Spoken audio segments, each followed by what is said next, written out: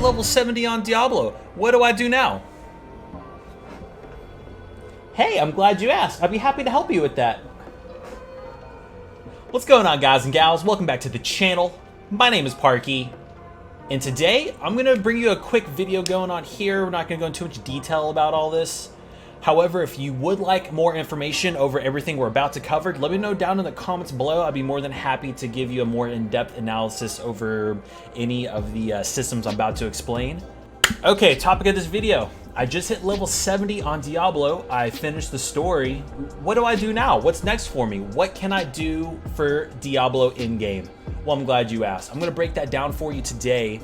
We're going to go over all the different possibilities you can do after you hit level 70 and you're wanting to do some Diablo in-game max level content. You're at the end. You want to keep playing Diablo 3 in-game. All right, let's get into it. Alrighty, so before I actually load myself up into a game and show you some of the meat, basically what you're primarily going to be doing, I want to go over just the menu right here, everything, because there are some stuff here on the main game menu that you do want to be aware of and you do want to pay attention to.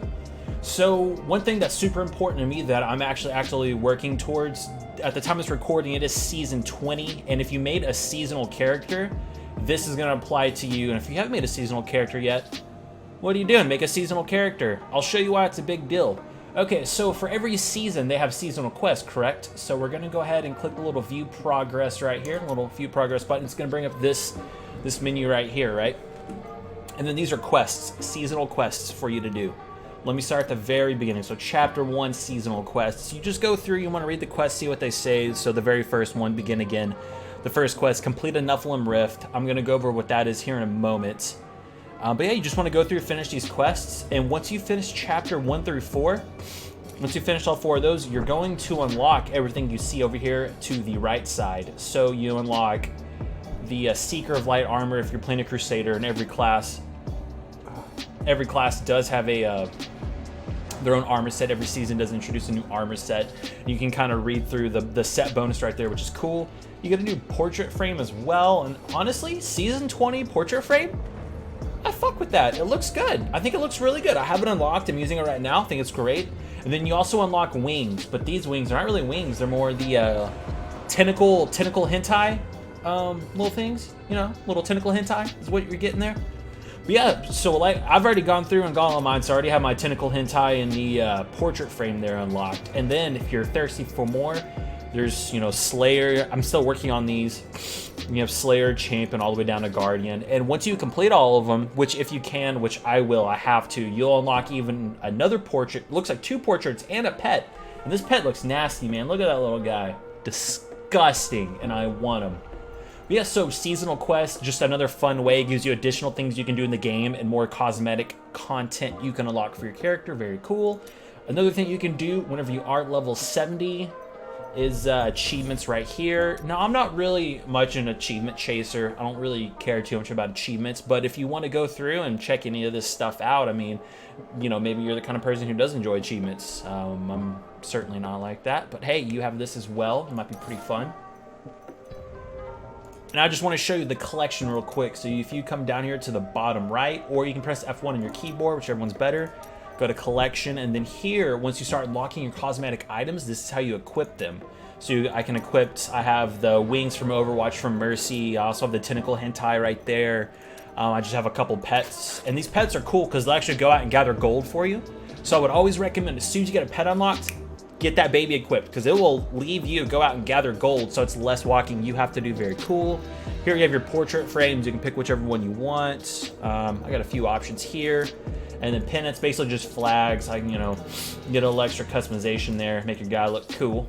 So, cool, that's enough for the menu. Let's jump into the game. All right, ladies and gentlemen, we are here into the game. So first and foremost, I'd say one thing that will help you out a lot is know what kind of build you want to make. I would suggest looking up builds maybe on Icy Veins, or you can look at people on YouTube such as Riker or Rax. They all do really great video guides. They break down on the classes really well. But if you'd rather just make your own build, I'd say at the bare minimum, look up the set bonuses for your class. Just look at all the different sets you can get in regards to the armor, right? see what the bonuses are and try to build something around that, just to give you a little more structure, because there are at least a million different items in Diablo. There's so much loot, which is great. I love that. So it'll definitely help out a lot for you to kind of a general idea to know what kind of loot you want to get, because at the end of the day, that's why you're playing Endgame. You're playing Endgame to get the loot and to get stronger, and there's a bunch of multiple different ways you can do that, right? So we're gonna start off first and foremost. Whenever you get into a game, you want to come over here. We have the Nephilim Obelisk. Click that. Bam, we got rifts. Nephilim rifts, you're going to be running those pretty standard. Greater rifts. Greater rifts, you're going to want to run these after you've geared up a little bit and you've done your Nephilim rifts, because these actually cost currency, which if you click this little craft thing right here, go to the very bottom, you got Greater Rift stones, right? And the reason why you want to do the Greater Rifts is to unlock higher torment levels. I think it goes all the way to torment 13, something like that. You know, every torment level, it's basically increases the difficulty. You know, you have like your normal, your hard, was it expert or something like that, and you get increased gold and loot chance for every difficulty. So you do want to push those Greater Rifts. You have to do them solo though. You have to push the Greater Rifts solo to unlock the next torment. Therefore, you get a higher gold and item rarity drop chance. So you can kind of just pick, see whichever you want to do. And if you're trying to figure out what torment you can run, trial and error, just see what you can do. If you can't do it, don't worry about it. Just go back, lower the difficulty, no big deal. Okay, and so then after the rifts, you want to also get Kanai's cube. Because this right here, this is where you can actually equip different items. As you can see, I have a ring, helmet, and another weapon equipped on top of everything I already have over here, right? And these give me additional bonuses. The way you do that is you just want to actually pull up the little recipe book right here, and I got 10 recipes right now, so you just kind of go through, flip these, extract legendary power. This is big for Endgame, big right here. And whenever you go to look up your builds, they're going to tell you which legendaries you're going to want to extract to get in there. So basically, you can just hover your mouse over a legendary. Let's actually do...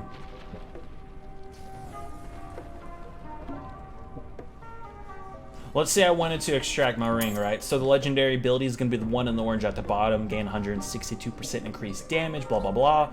And really, you just want to see extract legendary powers. These are the resources you need to craft it. Just click fill, it'll fill it up. Pop that in, bam, hit transmute.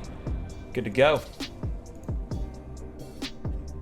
And the way you unlock the cube, you have to go over to Act 3 and the runes of... how do I say it? Sescheron. You want to go to Ruins of Sescheron, because just explore that. You'll find the cube.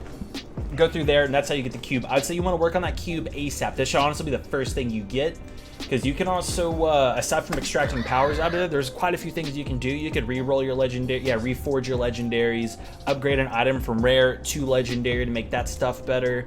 And it's just having these extra bonuses is nice. It's going to make you more powerful at the end of the day, and that's what we want. We want power. We want loot. Diablo 3.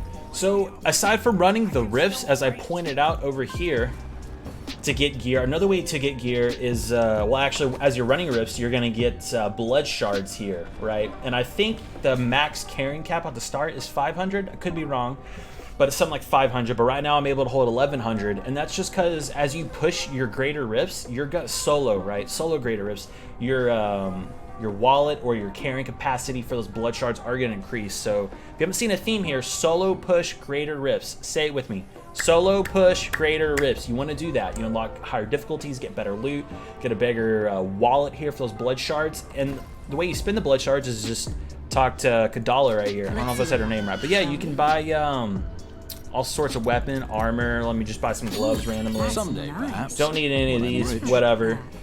Pro tip, whenever you first hit 70, try to get some of these shards and then see if you can just buy random legendaries to fill in your slots on what you're missing on your gear. Just to kind of get you that little extra boost, and then go ahead and start working towards your full set. It's going to help out a lot. Alright, another thing you can't do at Endgame is you're going to unlock Adventure Mode, and with Adventure Mode you get bounties, right? So as you can see, we're here on the world map, and then if you check Act 1, 2, all the way through, there's those little exclamation points above.